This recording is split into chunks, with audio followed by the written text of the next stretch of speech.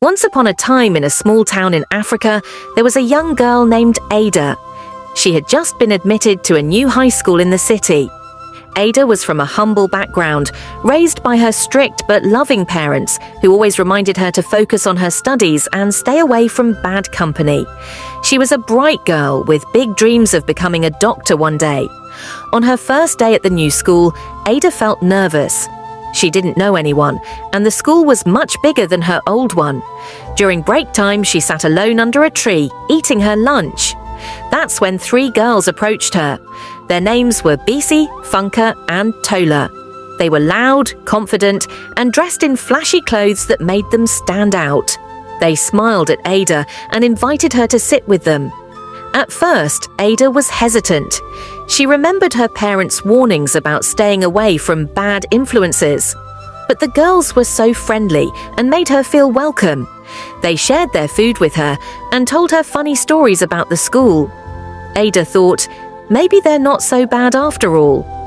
Days turned into weeks, and Ada started hanging out with Bisi, Funka, and Tola more often.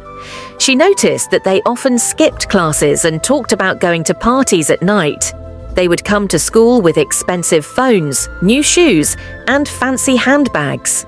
Ada wondered how they could afford such things since they were just students like her. One day, Bisi pulled Ada aside and said, "Ada, you're such a good girl, but life is short. Why are you always reading books when you can have fun and make money? We can show you how to enjoy life." Ada was curious. "What do you mean?" she asked. Funk laughed and said, "We have friends who take us out at night. They buy us nice things and give us money. You should come with us this weekend. It'll be fun." Ada felt a knot in her stomach. She knew what they were talking about, but she didn't want to believe it. "I don't know," she said. "My parents wouldn't like that." Tola rolled her eyes. "Your parents don't have to know.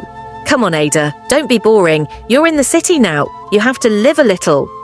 That weekend, Ada went with the girls to a party. It was in a big house with loud music and lots of people.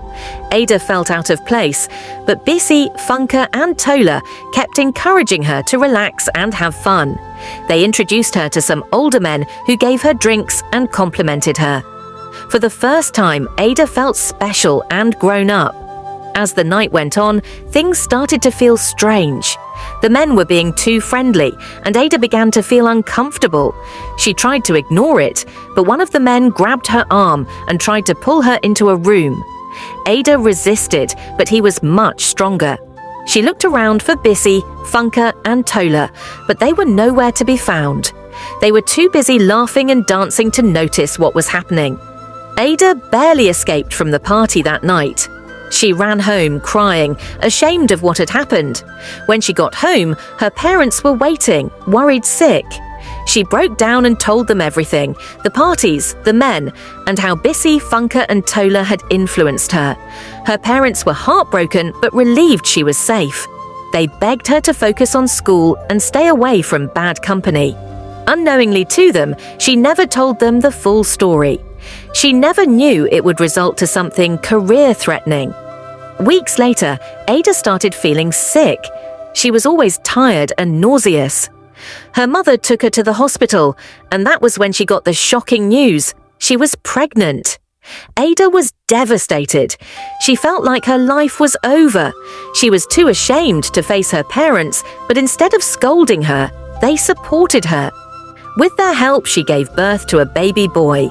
It was tough, but her family stood by her. Meanwhile, Bisi, Funka, and Tola got into serious trouble. The men they were hanging out with were criminals. One night, the police raided their hideout and arrested them. Ada heard the news and was shocked. She realized she could have been in their position if she hadn't escaped that night. Determined to fix her life, Ada decided to go back to school after giving birth. It wasn't easy, balancing school and taking care of a baby, but she worked hard. She refused to let her mistake define her future. Years later, Ada finally became a doctor. Her journey wasn't easy, but she made it. She used her story to inspire young girls, warning them about bad friends and bad choices. She proved that no matter how bad things get, you can always turn your life around.